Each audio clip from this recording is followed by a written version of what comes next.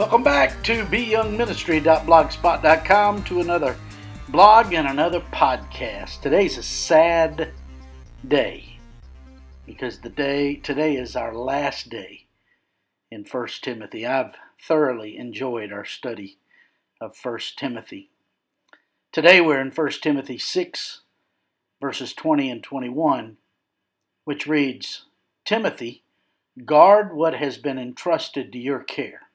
Turn away from godless chatter and the opposing ideas of what is falsely called knowledge, which some have professed, and in so doing have departed from the faith.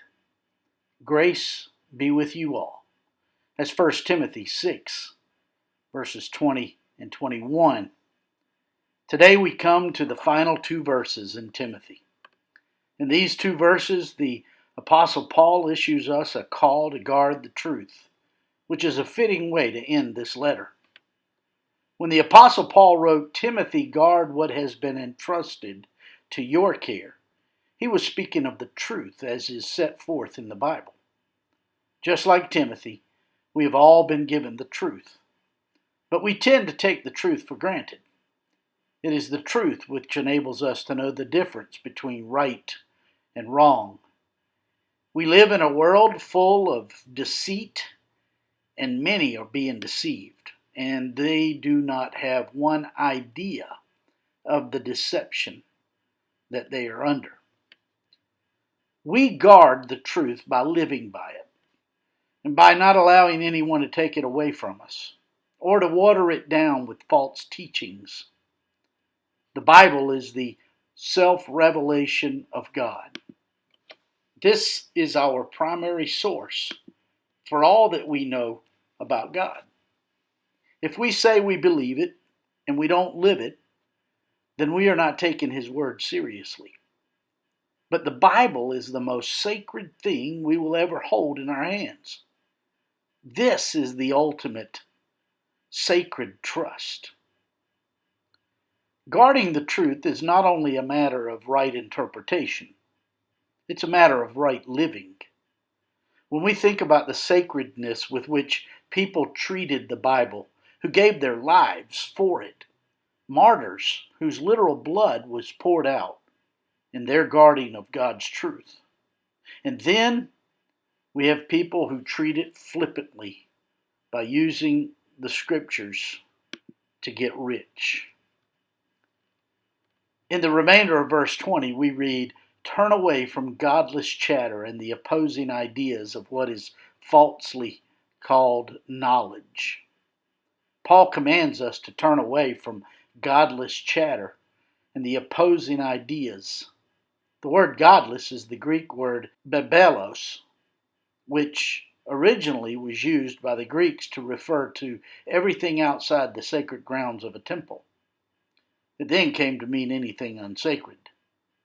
So these so-called intellectual musings that attack the Bible are unsacred and have no connection with God. All that stuff, Paul says to us, keep turning away from it. It seems in America today that education is spending our whole life learning error. To combat this, we must preserve the truth. We must guard and protect the truth. The word used here for chatter is meaningless talk, unrelated to the truth.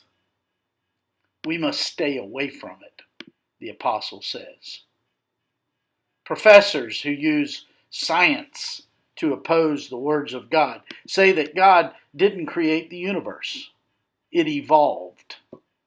However, when applying science to this hypothesis, we find that their theory of how we got here cannot possibly be true. It takes more faith to believe in their science than in the intelligent Creator who created us all. In verse 21, we read, Knowledge, which some have professed, and in so doing have departed from the faith. Grace be with you all. Those who picked up on this knowledge have deviated from the faith. And they have led a lot of other people with them. The word Paul uses for departed brings with it the idea that they have lost their way, or they have lost sight of the Lord. The final words in this epistle are, "Grace be with you all." What a fitting way to finish this book. Paul uses no verb here. It literally reads, "Grace with you all." The apostle is very abrupt in this ending because he knows we cannot do any of this unless the grace of God enables us.